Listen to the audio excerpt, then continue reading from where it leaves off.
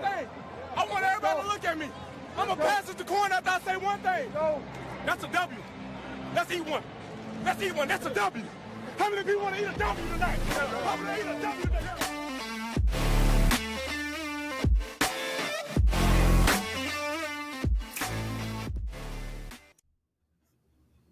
Dude, every time we start this, you say something dumb. Yeah. Right when we get on. But I do it on purpose. Like I said. I know you do. It's hard not to laugh at it, but it's been a few weeks off. Football's back. Honestly, a few needed weeks off, I think. Well, there's nothing really to talk about. Yeah, there's nothing to talk about. I know we both had busy personal lives as well. So it felt like it was a good point to take a little bit break. I think we did the same thing in like March, I want to say. We did like a 2 or 3 week break. I think we were both in the midst of moving and it just made sense. There wasn't a lot going on. And then it also gets you excited when you come back to do it again, right? Like you're looking forward to it and just having this conversation. Yeah. Plus I see a bunch of other like big sports podcasts taking a few weeks off, or like they're posting, one a week when they do 3 weeks. So it makes me feel a little bit better that what we're doing. But absolutely. A lot's happened. Training camp has started, but before we get to what's going on in football and, every other sport, I wanted to ask you, because I texted you this morning asking you your thoughts on Mike Tomlin, because I was listening to Pat McAfee, and it was he was in Pittsburgh. Steelers. Yeah, he was in Pittsburgh. Yeah, your nightmare. But all I could think of is like when Mike Tomlin was on, I'm like, that guy is awesome. Yeah.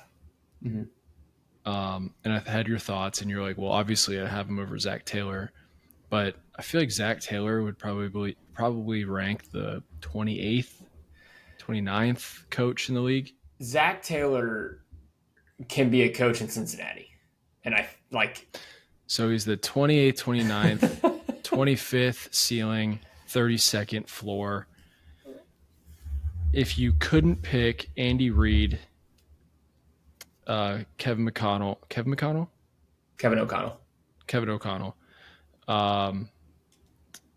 or Sean McVay, who would you want as your coach? I'm probably missing an obvious one here because I'm again thinking off the top of my head. I wouldn't do Sirianni. I know he's the winningest coach in football in NFL history. I'm pretty sure. I wouldn't do Sirianni just with some of the stuff that's happened with him. I'd probably go Kyle Shanahan, but the thing with Kyle Shanahan is he's been known to not win the big game, right? He lost the Super Bowl with the Falcons when he was the offensive coordinator when they were up 28-3. And a lot of that is put on the offense, rightfully so, fair or not, because all they needed to do was 3 more points, touchdown, whatever. They would have won that game. There was some suspect play calling at the end of that Super Bowl, and then obviously he lost in the Super Bowl, and he's choked in a couple NFC Championship games. But I think I would go Kyle Shanahan. He's got the the lineage in his family. He eats, breathes, sleeps football. And I think he seems like a decent enough players coach, but also kind of a hard ass where he's a good mix of the two. And I mean, he's just an offensive guru. So I think he'd be a fun coach to watch. So I think I would have to go Kyle Shanahan if it wasn't for those 3. I don't know though. I'm probably missing a super obvious one that. Yeah. I don't know. I think that's a good one. I feel like there was 3 or 4 years there. People were trying to get the Shanahan tree. For sure. Right. Well, it was the Shanahan / McVay tree because they kind of came from the same tree. Yeah. My follow up question is, if you were, I know you turned down the job, but if you were the GM of the Bengals, I turned down a job. I'm stupid. And let's say you wanted to trade for Kyle Shanahan, what would you give up? If I was the Bengals, shit, I don't even know, man. I would. Is that first round pick? Yeah, I'd give him a third round pick. I'd give him a first round pick. I think if you put Kyle Shanahan with Joe Burrow, I think you win a Super Bowl. I really do. Where's the line though? Is there a two first round picks? When do you say no? 3? Yeah, I don't think I'd do 3 first round picks. Okay, so what about a first and a second? I'd do first and a second. Okay, Bengals suck at drafting anyway, so what does it matter? Well, if he was, in the building, maybe it'd be different. Yeah, no, it would be different. I would do a first and a second. I'm trying to think what have recent coaches I know there was who got traded recently. Doc Rivers? Oh, was it NBA? Was it not NFL? Yeah. No. I'm I curious. don't What think did Doc NFL. Rivers get traded for?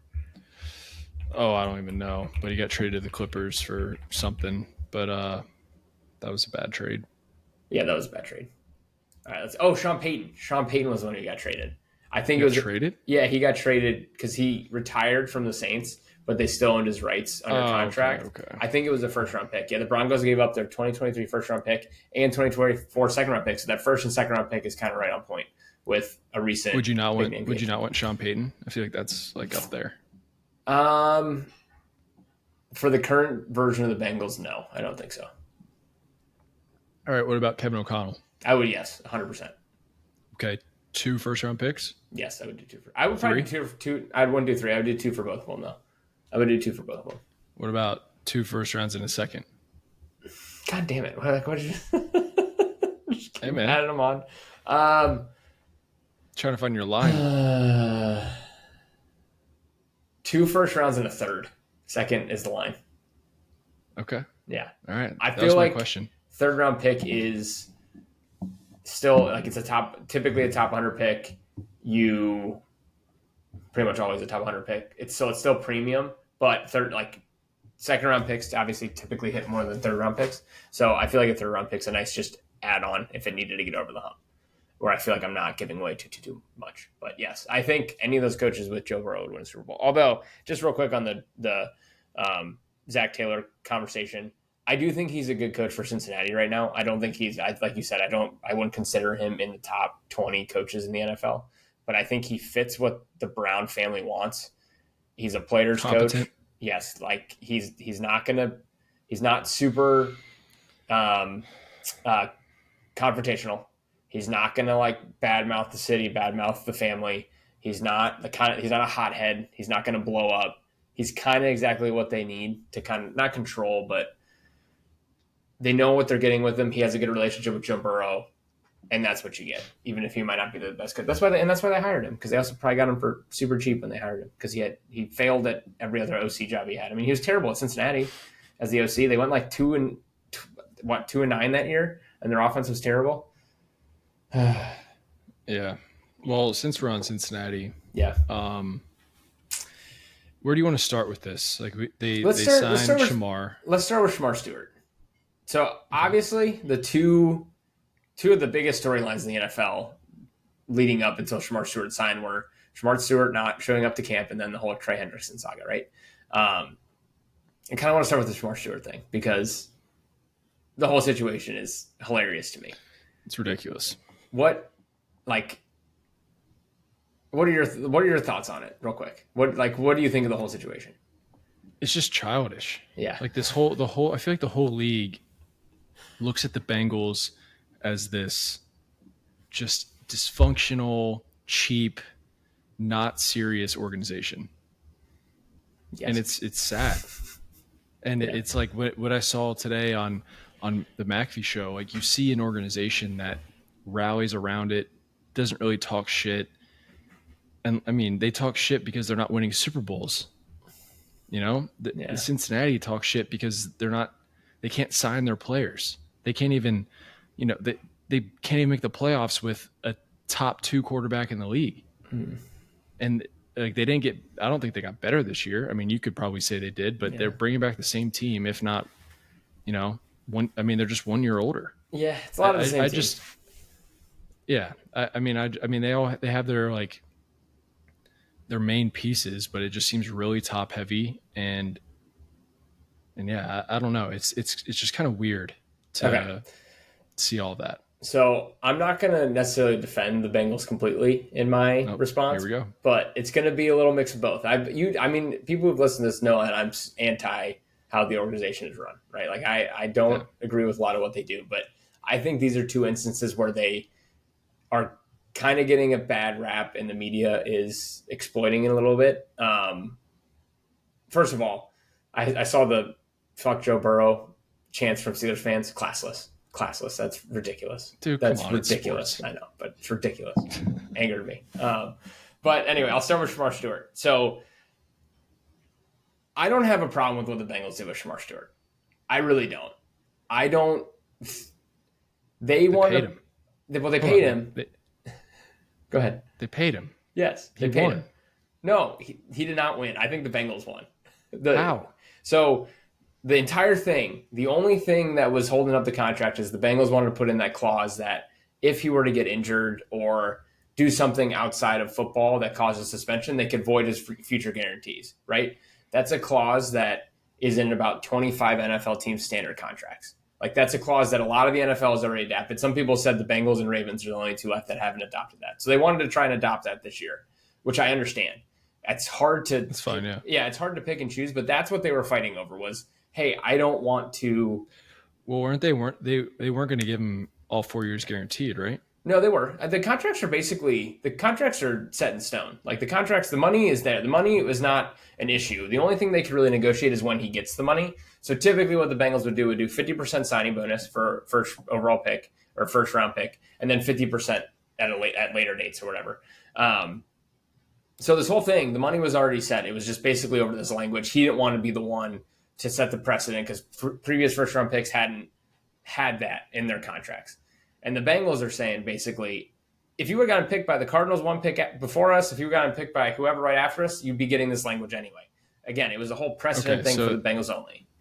So it was just a big show. Yes, it was a massive show. And then you got his agent, who is Baby Gronk's agent.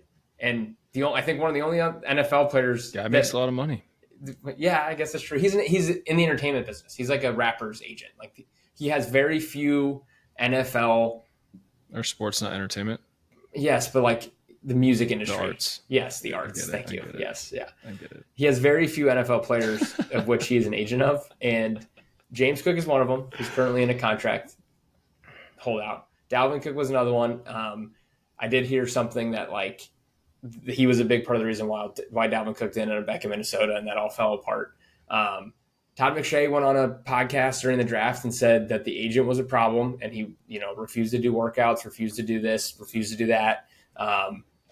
So like it blew into this whole agent story being the problem. And then all of a sudden out of nowhere, all the Bengals did was offer $500,000 more at signing. It's like 1% of the total contract or something like that.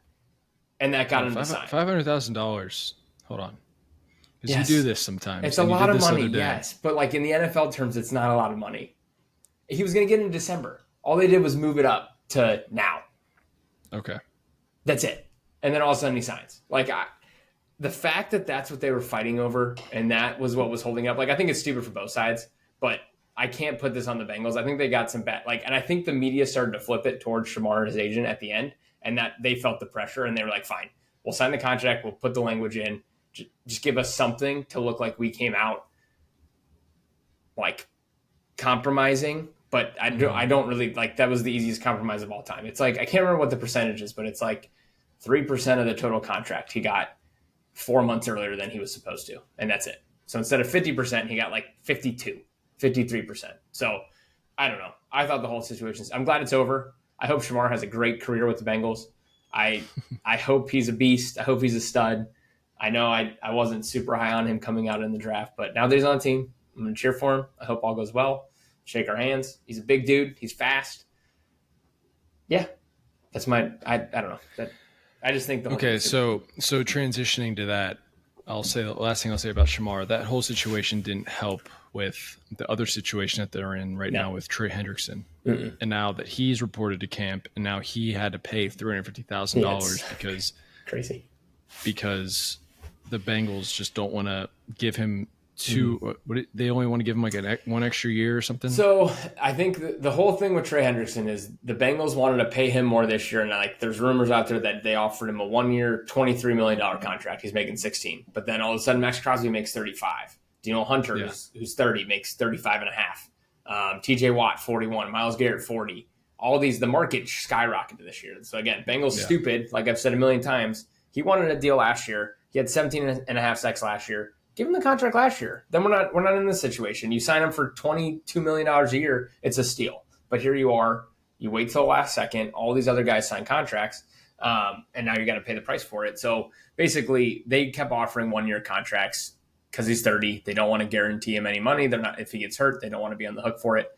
And it sounds like last Monday they got really, really close, according to like Adam Schefter, Ian Rappaport, all these guys. They got the money right, which I'm assuming is probably in $35-36 million range, right, by Max Crosby, Daniel Hunter. But they won't guarantee more than 1 year, which is typical Bengals contract structure. It's ridiculous. Yeah, this is where I think it's ridiculous. Really quick. This is like you have a guy who's a guy. Yes, and he's your star defensive player, and paying him till he's 33, which is what he's asking for, right? Mm-hmm. Not even 32. We'll not only make your team better, but also put asses in seats. Yes, he's your only defensive player. Like when you said he's one of your best, he's your only. Like he's the only guy you got. Yeah, he's their best. He's the Joe Burrow of the defense. Yes, essentially. He's the only guy and now it's just a standoff between these two guys where I just feel like this kind of stuff, I don't know. And then you're running back the same team as last year with a new defensive coordinator, which will help a little, I guess, but maybe it won't. I don't know. So, and this is where I think the Bengals get a bad rap because it seems like they have these storylines every single year, and it's always overpaying players what the market is set for them to pay. It's very similar to the Cowboys. They always wait till the last second to play players, and I'm sure we'll get into that here in a minute. But no, on this one. I completely agree. You got to be in the middle. He wants 3 years guaranteed, which 3 years guaranteed. Not a lot of players get 3 years fully guaranteed. Like that's a lot. He's 30 years old, so you'd be guaranteeing into his 33-year-old season. 2 years, I think, is where you meet in the middle, and it gets done. I do think it's good that he came back. I don't know if him coming back really means it's going to happen anytime soon. My guess is it is the Bengals. This will drag into kind of early September before the season starts, like it always does. I think Joe Burrow even said that in his press conference today. He's like, yeah, sometimes once you get into this time of year, typically they drag out longer than you want them to. So he's like, but I'm sure something will get worked out over the next few weeks. Like I still do think they're going to sign him. They'll end up signing him to like a 3-year, I'm going to say $35 million average. So what does that come out to? That comes up to like 105 with like 60 of it guaranteed. It won't be a full 2 years. It'll basically be 2 years. He'll be happy enough where he'll feel like he's secure. Contract numbers won't look crazy like they do for a lot of these other guys. I do think it's good that he came in though. Like, and he even did a short press conference today. He's like, I don't want to be a distraction. I want to work with the guys. There's videos of him working with Shamar Stewart. Like that's what you're paying for. Like he's a stud. He's a veteran presence. He's going to teach guys what he knows. And you have Shamar Stewart, who needs a ton of work. That's the whole thing with him. That's why he needed to get into camp as quickly as possible because he needs some work. And then you have other young, like Miles Murphy hasn't panned out as a first-round pick 2 years ago. You need this veteran presence because you don't have it anywhere else on the team. The entire defense is so young. They got rid of all their veterans. Sam Hubbard's gone. Von Bell's gone. Jermaine Pratt's gone. It's a bunch of young guys and Trey Hendrickson, really. And I guess Logan Wilson, who's their linebacker. But I do have a question for you, though. Okay. If the Bengals do sign Hendrickson, let's say in the next couple weeks, whenever it is, how do you feel about the Bengals are cheap narrative? Do you think it still exists? Do you think it'll always exist? I think it will. I don't think they're cheap. I just think that they're like tedious about this kind of stuff. Oh, and they're like just annoying about this stuff. Yes. And like you can't say no to Joe Burrow, especially after the season that he had last year. And so obviously you got to do right by him and sign T and Jamar, correct? And then and Gesicki. He wanted Gesicki and they re-signed Gesicki. Yeah. I just think that they're just like annoying. Yeah. Like what they do is annoying. Yeah. Okay. It's like we don't have to go through this. No, you don't. We don't have to do this. You definitely don't. But they're doing it and they're getting a lot of attention, but it's all negative. And this is why I wanted to talk about it because like it's really like I'm not kidding. My mom called me 2 days ago and was like, checking on you? No, well, not checking on me, but just like you should hear what they're saying on Get Up and all this stuff about the Bengals. Well, Get Up is the worst show ever. Right. Like that's what I told her. I was like, you got to stop watching these shows. First of all, like this is all that's in the news. It's like watching CNN. That's what's in the world is collapsing. Anytime you put on the news, you'll never believe this. Yeah. But half the world's dead. Yes. That's literally the news. And then you turn on Get Up and First Take, you're like, What am I Oh, I watching? watched 5 minutes of First Take the other day. I'm like, God, I need to turn this off. This Yes. is so bad. So I told her you can't listen to stuff. They're just going to try and do this whole media thing. But I watch clips of it. They pop up on your phone. YouTube clips come up, whatever. And all that keeps being said is Bengals are cheap. Bengals are cheap. You know, they'll never change. They'll never change. But Yeah. I do think there's a little bit of defense to that now. You sign Joe Burrow to the biggest contract in NFL history at one point. You signed Jamar Chase to the biggest non-quarterback contract in NFL history. You re-signed T. Higgins to a top 10 wide receiver deal. And if you get Trey Hendrickson done, he'll probably be a top 5 paid defensive player in the NFL. That's 3 like top 10 signings at their position in one offseason. Like that's really hard to do. Do you think they're being like bullied into this? Like they wouldn't be doing this if the T. Higgins one, I think, was a little bit bullied into it. Like That's what I'm saying. It was like Jamar Chase also said, "I'm not going to sign unless you sign T." Like that was what ended up happening. Yeah, but they haven't. Do they address their offensive line issues? No, that I agree with. They need to this is what I mean. They're so top heavy, and they have to sign like Lucas Patrick at guard. they're just annoying with it. That's all I'm saying. Like I always cheer for the Bengals unless they're playing the Eagles. Obviously, I'm a Bengals fan, but man, it's tough. It is tough. The way they do it is agonizing. They make fans want to rip their hair out. And the offensive line's a good point. They still have a ton of cap space even after they're going to sign Trey Hendrickson. And that's what I mean. You should not be an NFL owner if you don't fully commit to your cap space. That's ridiculous. Yeah. How much cap space will they have when they sign him? They have $28 million. Let's say he makes $32 million. Yeah, it depends on how they structure the contract. So he's already I don't know what his cap hit is exactly right now. It's probably going to go up a little bit. They have $28 million left. I would say they'll probably still have between $15 and $18 million left. That's in cap ridiculous. Space. Yeah. Mm-hmm. That's enough for 2 pretty good. Yeah, there's some nice guards out there you could probably get for 1 year, $3-4 million right now. But they got Cody Ford starting, so it's fantastic. See, that's what I mean, man. That's annoying. It's so annoying. It is so annoying. That's why. Like, did you hear about really quick? Did you hear about the Bryce Harper thing? No, I didn't actually. What? Yeah, no, I didn't. You know, so Bob Manfred is the commissioner, and he went into the Phillies locker room because they're talking about the next CBA. They're talking about possibly having a salary cap, which would make baseball so much better. And I understand the players that would suck because you have Aaron Judge making like $400 million and like Shohei making $700 million, and you know those big guys wouldn't be making that. So Bob Manfred walks into the locker room and starts talking about the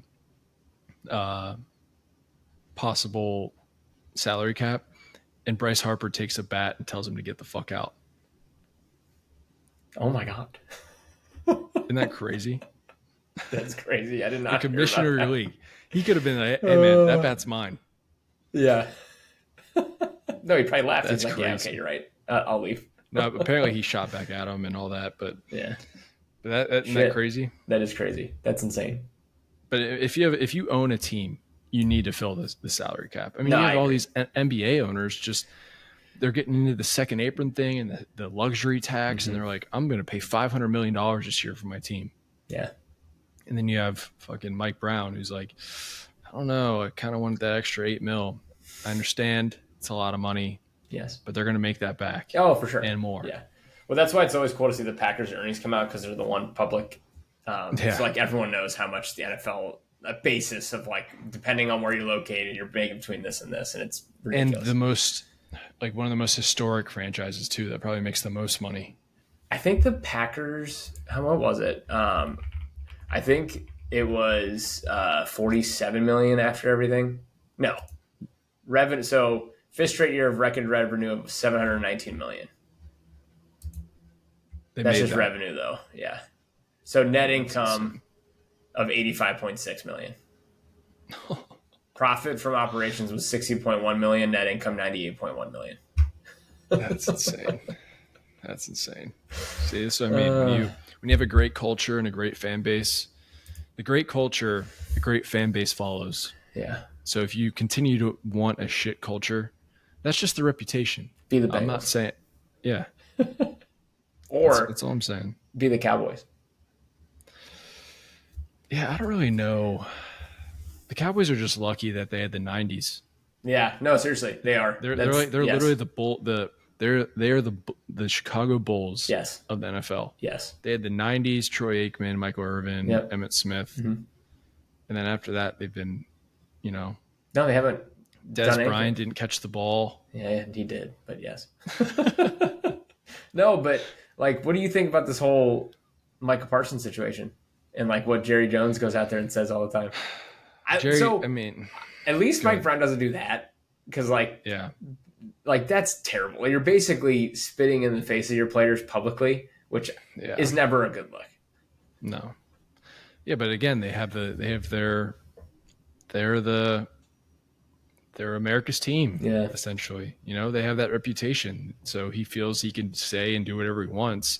I think it's so annoying when players, kind of talk back and like the way that Micah Parsons does it. Micah Parsons does it because he has like his podcast. Yeah, he's big into social media and all that kind of stuff. Yeah. Yeah, that I think that's annoying as well. I don't think it's as annoying, but it's close, Yeah. So I feel like that stuff, it should be almost kind of be sacred and just kind of stay in the organization. And we should only hear about like what's going on like at practice and like we should, we don't need to be a part of the contract negotiations because then we have like all these subtopics like the Bengals are cheap or the Bengals are doing this or the Cowboys are doing, just like a lot of like drama bullshit. So I did think it was wild that he just out there saying like just the that's stuff what he does. I know. It's like that Jamie Foxx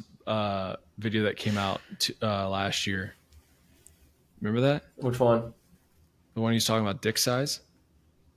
I don't think I remember that. What? Jamie Foxx was like live on Instagram and Jerry Jones, you hear him in the background. He's like, yeah, he's got like an 8-inch, it's crazy. You should look it up. It's unreal. Jerry Jones, dick size, Google search. Oh God. Don't search that. Maybe change the words around a little bit. But yeah, I'm surprised you didn't know about that. Yeah, no, I didn't see that. Especially about the topic. I didn't see. No, I did not see that. But yes, I think to blatantly basically say, you're criticizing Dak Prescott and the contract you gave him last year already, and then going out and saying like, hey, don't you think Micah Parsons deserves this? He's like, well, he could get hit by a bus tomorrow. He literally said that out loud. I know, that comment was insane. He's like, he could literally get hit by a bus and I would owe him all the guaranteed money. Like, what are we doing? God, he's a nightmare. Oh, my God. Thank God I'm an Eagles fan. Yeah, true. It's nice. It's a fair point. But yes, like, at least we don't have Mike Brown going out there. I guess Mike Brown did say, well, if you go to jail, I don't want to pay you. So it's like not as bad, but it's similar. So I guess but if you go to jail, you shouldn't. You're fired. Yes, right. Like that should be in every contract. Like, hey, if you have to do jail time, we don't have to pay you. Exactly. So you proved my point with the whole Shamar Stewart thing. So the Bengals were right. Well, I mean, all I heard was that they weren't offering a fully guaranteed contract. That's what I heard. Yeah, it's all there. All the money is there, fully guaranteed. It just depends on when it pays out. Was like but has that always been a thing? Has that always been? I'm pretty sure that's been a thing with the new CBA, like where the players slide. It's like the second round picks that weren't getting full guarantees, and they started getting full guarantees, so it kind of goes that way. What happened? Oh my God! Hold on. This is breaking news. Hold on. Where's this at? Let's go.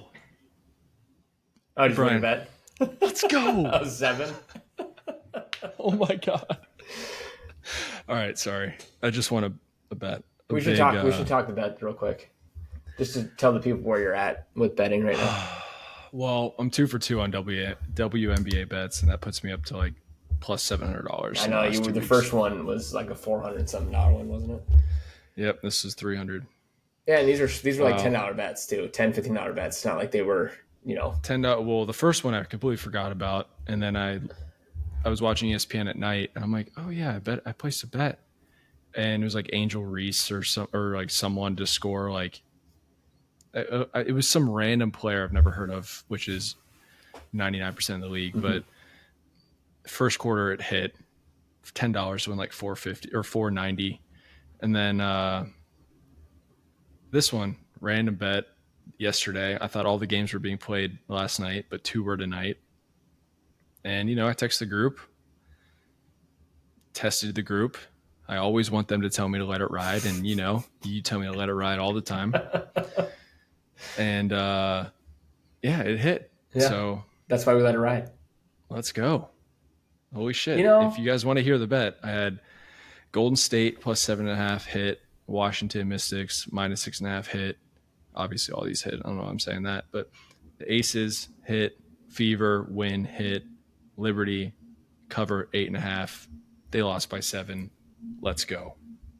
So my whole thing with letting it ride is like, you're never gonna remember cashing out. Like, unless it's for like a ton of money. It's like one of these like, $100 bets to win 200,000. And then if it's like 70,000, yes, I cash. Like, you know what I mean? Like when it gets to that kind of stuff. But like for some of these, like, you're never gonna remember cashing out. Yeah, I cashed out my $10 bet to win, $70. Like, you're not gonna win that. You're pumped that you won a 6-leg WNBA parlay for $300 some, and you'll never forget that now. Yeah, I could have cashed out this morning for $60. I could have cashed out for midway through the Fever game for 100. And you know what? That's why they'll never remember your name if you cash out. That's right. That's exactly right. Let it ride. That's exactly right. Always let it ride. I was hoping you would say it was Trey Hendrickson breaking news signing. No, I don't give a shit about any money he makes, Brian. I know.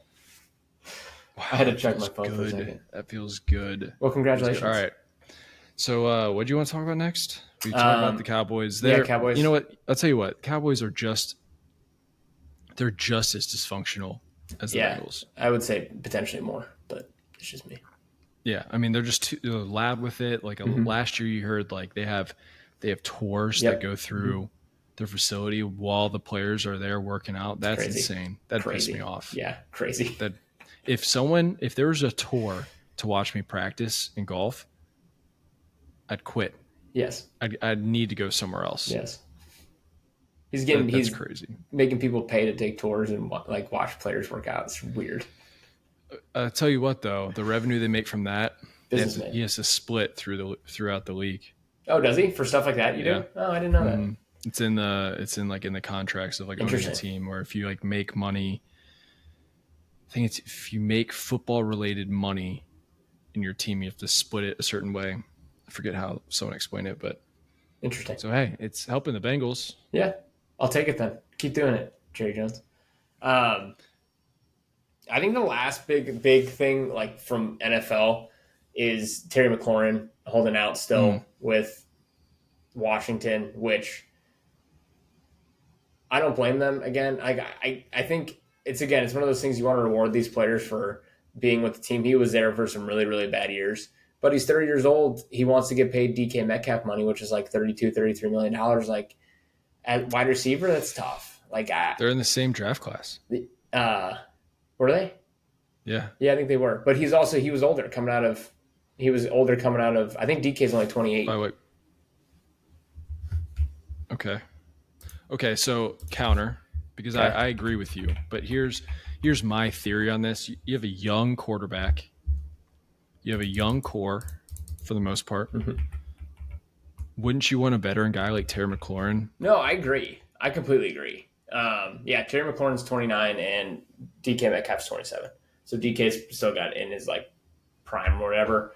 30-year-old Cliff. I do think a 30-year-old Cliff, like kind of going back to 100, like it's overblown, but I mean, I think it's gradually making its way a little older now with like all this technology and all the medical stuff. Because has Terry McLaurin had a major injury?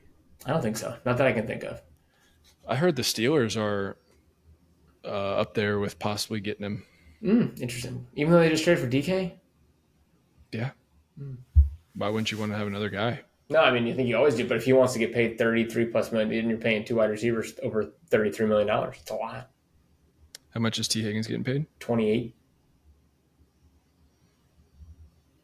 Similar? Yeah, I guess it's true because Jamar's like 40. So between the two of them, it averages itself out, yeah. It's a good point. Plus, you're not paying as much as your quarterback. Yeah, that's true. He's getting $11 million. Speaking of, I saw Aaron Rodgers doing interviews today on TV. It looks weird in a Steelers uniform, man. I can't. It's so weird. I can't get my head around it. It's so weird. I just, yeah. I'm trying to think what we can actually talk about right now besides like camp stuff. But do you have? What do you think about all this Caleb Williams? Oh, I think he'll be fine. I think he'll be fine. Like I think, and this happens a lot to rookie quarterbacks, I feel like, or like young quarterbacks, like when they're generational prospects or whatever, they get hyped up like they're the next coming, and then they go to a bad team. When you're the first pick, you go to a bad team. The Bears were a bad team, and 100%. I think the hype is just so high that it was impossible for him to meet those expectations. And now he's got a new head coach who's got what it sounds like a much more complicated offense, and they're throwing everything at him all at once. Like, I think it's one of those things where we want you to make mistakes. We want you to learn from a lot of this stuff. So like, I know he's been getting some bad publicity in camp, throwing a lot of picks, all that kind of stuff. I think he'll be fine. I think it might. This isn't the year for the Bears. This isn't the year they're going to go to the playoffs or go win the Super Bowl. Counter really quick. The Washington whatevers were pretty good. Were pretty bad. No, true, and like that, it happens, right? You hit home runs, and they hit a home run with Jane Daniels, and he fit really well with Cliff Kingsbury's offense. Like, it worked really well for them. They signed some good pieces on defense. Their defense was supposed to be terrible. It wasn't great. It got better throughout the year, but they did make some like veteran free agent signings on the defensive side of the ball, I think, for that reason. So no, it's definitely possible. But like, I don't see that for the Bears this year. I think they need another year. Give him one year in Ben Johnson's offense. I think they'll be good. I think they'll be around 500. But I don't expect this to be some like Caleb Williams is going to set the world on fire, become a top 5, top 6 quarterback. I think he'll kind of sit right in the middle. I think he'll show improvement from last year, not take as many sacks. They definitely boosted their offensive line a little bit, and be an average quarterback and take strides, and the Bears will win between 7 and 9 games is my guess. But I think he'll be just fine. I do think, like, and I guess this is a question I have for you. Does all this training camp, like, highlights and all this, this quarterback went 7 for 7 in red zone. Like, do you think it's like so overblown? I think, okay, so what people need to realize, and I'll tell you what, a lot of people who freak out about this stuff never played sports before, especially team sports, because during this time they're like a lot of new players learning the offense, trying to create a lot of chemistry with the players. It's right after the off season, so you're not going to come in game ready especially week 1 of training camp. So all this is like way overblown, and it's for our entertainment, right? So like all this stuff that we hear, it's fun, but you can't buy into it. It's like buying into Ben Simmons hitting threes during the offseason, saying like, exactly. Watch out for Ben Simmons. Perfect example. Yeah, and then you hear like the negative stuff about like Caleb Williams. Then all I hear about Drake May is how he's like the next coming, and then you just have like a bunch of like. Then you hear about like, I haven't heard one thing about Daniel Jones in Indianapolis. I've only heard about Anthony Richardson. So they pick and choose what they give you. Like JJ McCarthy's struggling. Like, no, he's basically a rookie. Like, he's a rookie. He didn't play last year. He's coming off an injury. Yeah. New team. He's learning everything. You're 1 week into camp, and that's it. I don't care about any of that. And I guarantee you, no one saw the Vikings going 14-3 last year. So no chance. That's what I mean. People don't know anything, and all the people in the media, especially ESPN, they're journalism majors. Yeah. Okay. Remember who journalism majors are. Think of it in your head. I'm not going to say it out loud, but that's who they are. All right. Good rant. But yes, the point of so stupid. The point of all of it is fucking nerds. I said it. Yeah, Mike's angry. No, it's just ridiculous. I only listen to people who have like been there, done that, or have been, around the best and not just trying to create a narrative. Like if you watch anything on FS1, anything on Get Up or First Take, they grasp at everything. Like some of the topics that they talk about, it's unbelievable. It's like, who cares? It's July.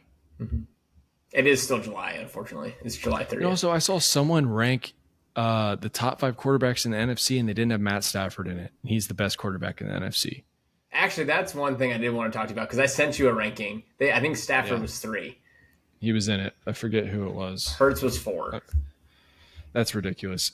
No one's I'm not even a Hurts guy. Yeah. But he's won a Super Bowl. I know, yeah. He's been to 2? He's been to 2. Yep. Okay, what are we talking about? Yep. He's been to 2. Has he been? Yeah, he's been to 2. But you don't I mean they had Baker 1, which I think is like a little ridiculous, but I do think Baker having a complete resurgence is just like such a Browns thing. Like just to tie it back to the Browns, like it is such a Browns thing. I mean, Browns stink. And then they signed Deshaun Watson, and he is like, I think he's going to retire from football. I feel like I don't even know if he's in camp. I haven't seen anything on him. I'm sure he's in camp, but I haven't seen anything on him. But no, just to kind of tie a bow on that, like I think we all crave football so much coming out from not having it that like every little bit of news, we just want to eat up all the highlights, all the stats. But it's like, you got to remember it's week 1 of training camp. Like we have no idea how these teams are going to look. We have no idea. Or certain players, like kind of going back to the Caleb thing, sounds like he's been shitty in camp. I think he'll be fine. Like he's got a good coach. He's got a good team. He's got a solid new coach. Talent. Yeah. It's his 3rd offense in 3 years. Yeah. He'll be fine. He'll be fine. Listen, I say all this stuff and I go on rants about this stuff, not because of like I don't like consuming this content, I guess you can say. I love it. I'm addicted to it, but I hate that I'm addicted to it. Yeah. Well, there you go. Yeah. Brian's addicted to it. But I enjoy hearing about this stuff. But when people take it too serious, it's just like, that person, same person who takes anything on the news serious, right? So, other thing, can't stand the injuries this time of year. I hate it. Oh, dude. Speaking of injuries, does Miami have a defense? Because no, they have like 5 guys who aren't playing this year. Their secondary. All torn ACLs. Their secondary, here, I actually have it. Their secondary specifically, because I think that injury news to Cater came by today where he tore his ACL. So their secondary from last year, Jalen Ramsey traded, Kendall Fuller released, Cater out for season, Javon Holland left in free agency, Jordan Poyer is still a free agent, not signed anywhere. That was their starting secondary last year. None of them are on the team. Like they have no one. I saw someone tweet something like Bengals Dolphins in December is going to just be absolute fireworks. It's going to be 60-55. No defense involved at all. I feel bad for Miami though. It sucks. This for Miami though felt like a kind of a lame duck year. They had some bad contracts. Whatever they tried to do with some of these guys that they signed didn't work. It failed. They didn't win a playoff game. You're kind of going into this year knowing you're not going to be as good. You have Mike McDaniel as your head coach, and I think that they kept their GM. So like it feels like a lame duck year for them where they're not. They know they're not going to be good. They don't have the roster. They don't have the talent on the roster to make a run, especially in their division with Buffalo. So I'm interested to see what they do. Like it just feels like they're going to be a 6-10 team, 6-11 team, and then hopefully Mike McDaniel doesn't lose his job. But I think it's going to be a tough year in Miami.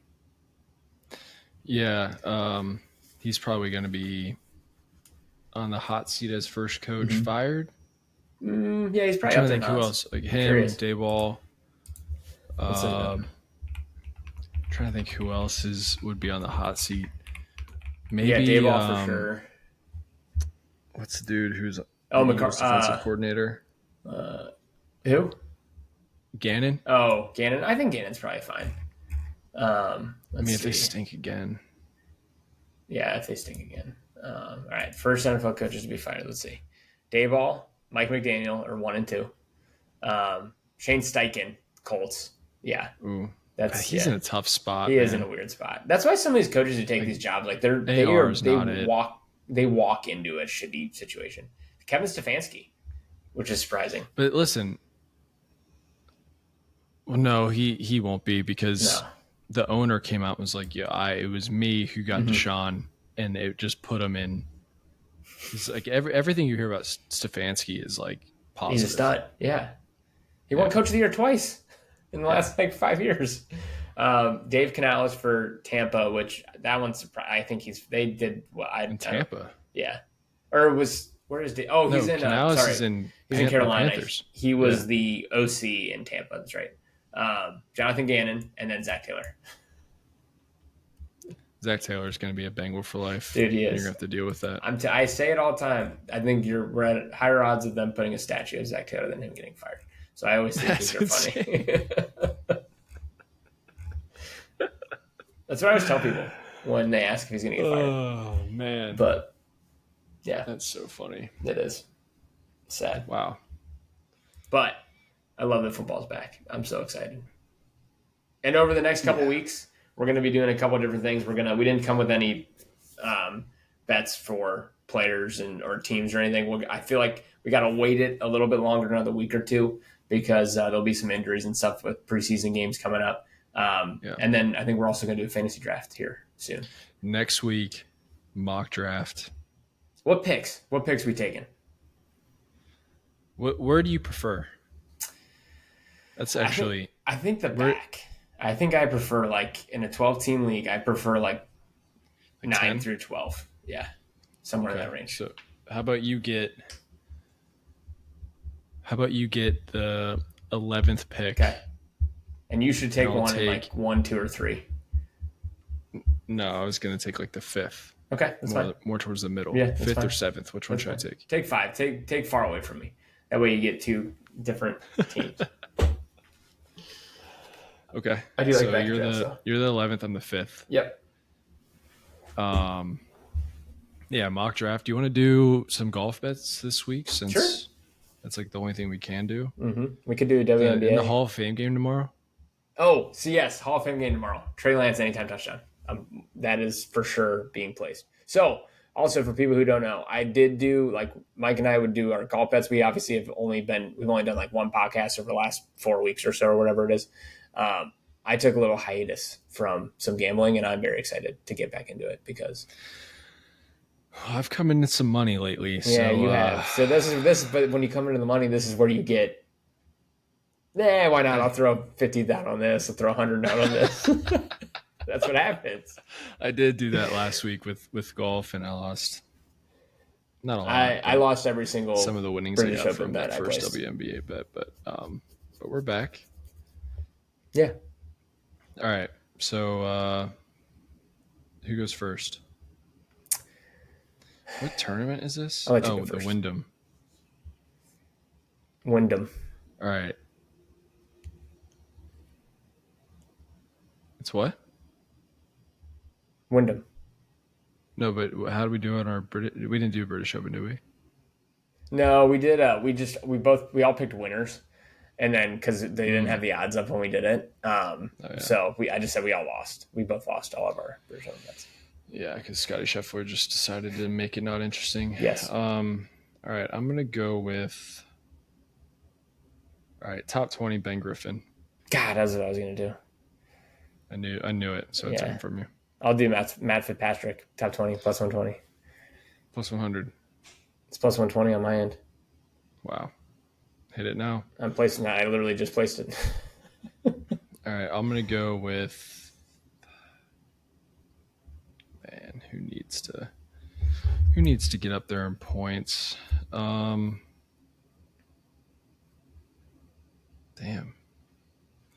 All right, fuck it. I'm just going to go chalk. I'll go Jake Knapp. Okay. He's been playing well, so that makes sense. Dude, he should have...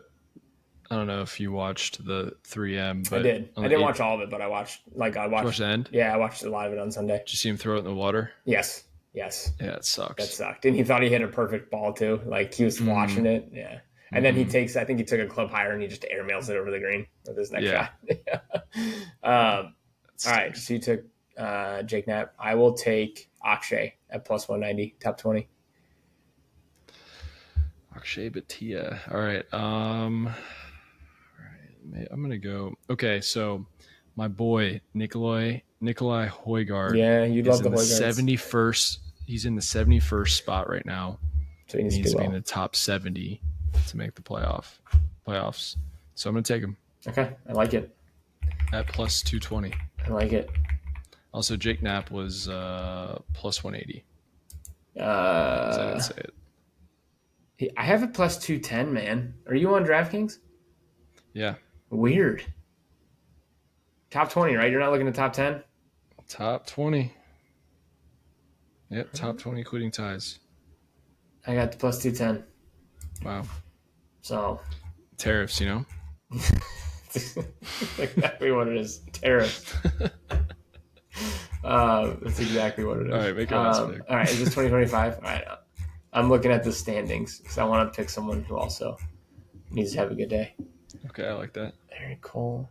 Xander Schauffele? No, he's in it. Eric Cole is the best ball striker I've ever played golf with before in my life. Yeah. Just he so is you know. He's up there. He needs a good day. Xander Schauffele is in 79th right now. Is he really? Mm-hmm. Dude, I saw really quick. I think Zyre Golf posted a video of him. He took like 40 seconds standing over the ball to hit a drive. So he's going through it. That's annoying. He's definitely going through it. Give me Denny McCarthy at plus 240. Ooh, Denny. Yeah. California guy. Yeah. All right, so picks this week. Ben Griffin, plus 140.